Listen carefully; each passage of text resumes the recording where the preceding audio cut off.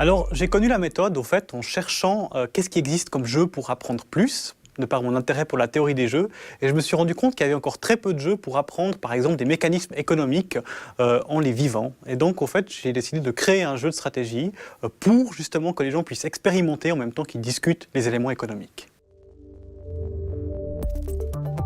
Alors, la première raison pour laquelle j'ai choisi cette méthode, c'est que quand on parle de théorie économique ou même d'autres théories, c'est toujours plus difficile de comprendre quand on ne les vit pas.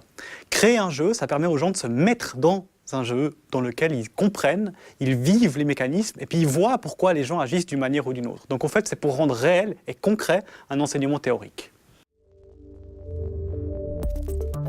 Alors, ce qui est important pour une activité comme un jeu de stratégie, c'est d'avoir assez de temps. Donc, en fait, ce que j'ai fait, c'est que j'ai réservé toute une journée, tout un samedi avec les étudiants. Et j'ai commencé par un cours, alors c'était sur la thématique du bonheur, pour expliquer un petit peu qu'est-ce qu'on cherche à faire dans une activité économique. Après avoir un peu présenté les thèmes, j'ai dit aux gens, voici les règles du jeu. Et donc, j'ai petit à petit expliqué les règles d'un jeu assez simple auquel les gens pouvaient jouer. Après avoir expliqué des règles basiques, ce que les gens pouvaient faire, comment ils pouvaient discuter les uns avec les autres, qu'est-ce qu'ils n'avaient pas le droit de faire, eh ben on a joué un petit peu. Après avoir joué quelques fois, quelques tours de jeu, eh ben en fait, on discute ce qui s'est passé et on complexifie le jeu. C'est vraiment important en fait qu'on amène les nouveaux éléments du jeu petit à petit pour que les gens puissent se familiariser et puis découvrir de nouvelles choses. Et plus on a avancé à travers la journée, plus on a rajouté des petits éléments théoriques, des petits cours théoriques, et plus aussi on a rajouté des éléments au jeu pour leur faire comprendre, pour faire comprendre aux gens des choses. Par exemple, dans le jeu qu'on a fait, on a commencé par permettre aux gens de faire des petits échanges économiques, et puis à la fin, on est arrivé à des moments où ils créaient des assurances maladie, ils construisaient des hôpitaux, et ils devaient s'échanger le droit ou l'accès à certains des bâtiments qu'ils ont construits dans le jeu. Donc on commence simple et on complexifie tout en discutant de la théorie. Alors pour le déroulement concret du jeu, ce qui est important, c'est de voir que d'abord on donne les petites règles aux gens pour dire qu'est-ce qu'ils ont le droit de faire, et après on les laisse jouer. Et quand ils jouent, au fait, ils ont des décisions à prendre dans le jeu, et puis pour faire ça, ils doivent interagir, discuter avec les autres élèves dans la classe, avec n'importe qui, ils sont totalement libres de parler avec tout le monde. Et puis quand ils ont pris leur décision, ils l'inscrivent par exemple sur un papier, c'est comme ça qu'on a fonctionné, et puis on passe au tour suivant.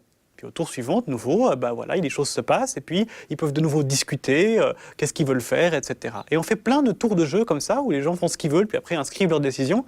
Et après, par exemple, 5 tours de jeu, on fait une pause, on regarde la situation du jeu, on regarde qui a quoi, qui possède quoi, qui a fait quoi, et on discute pourquoi des gens se sont enrichis et d'autres se sont appauvris, pourquoi certains ont réussi et d'autres n'ont pas réussi. Donc on fait là des parallèles avec la théorie, et puis on peut rajouter un élément théorique et complexifier le jeu.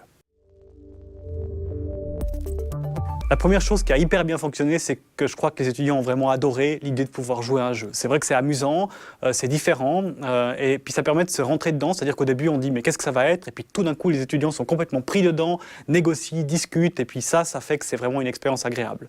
Mais ce qui a aussi bien fonctionné, c'est que c'est vraiment une manière de comprendre des mécanismes économiques différents, c'est-à-dire de façon différente, c'est-à-dire qu'on comprend mieux ce qui se passe, les gens voient au fait à travers leurs interactions avec d'autres participants au jeu ce qu'on veut leur expliquer de façon théorique. Et donc je pense que la compréhension de ce qu'on voulait expliquer pendant le cours a été améliorée, et aussi on a pu faire des parallèles avec l'actualité et avec des éléments réels.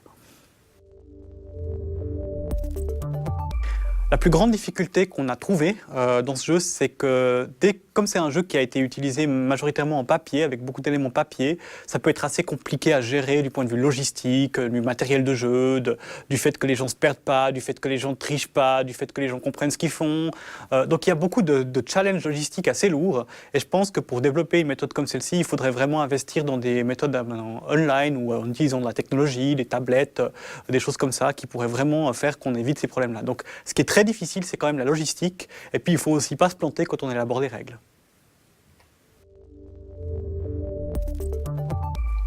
Je pense que c'est une méthode qui mérite de faire beaucoup de modifications et beaucoup d'essais encore avant qu'elle soit parfaite, si elle le sera un jour.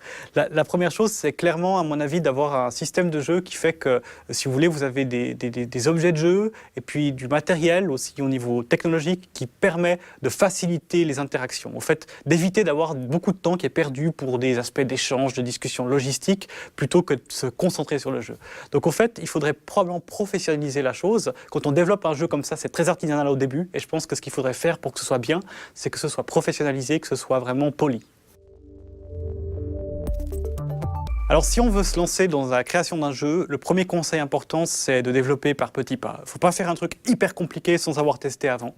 Donc il faut commencer par quelque chose de simple, faire des expériences peut-être avec un peu moins de monde, et puis développer autour. Parce que c'est vraiment, il y a beaucoup de mécanismes qui peuvent être très compliqués dans un jeu et dans l'interaction avec la réalité et la théorie. Donc commencer petit, et puis aussi pourquoi pas se renseigner auprès de personnes qui ont un peu d'expérience dans le domaine, parce que c'est une méthode absolument géniale, j'en suis convaincu, mais c'est une méthode qui nécessite de l'expérience et puis qui nécessite aussi de comprendre ce que c'est qu'une mécanique de jeu et comment elle fonctionne. Donc elle n'est pas très facile à mettre en place, mais je pense que si vous vous lancez là-dedans, vous allez être très très heureux du résultat.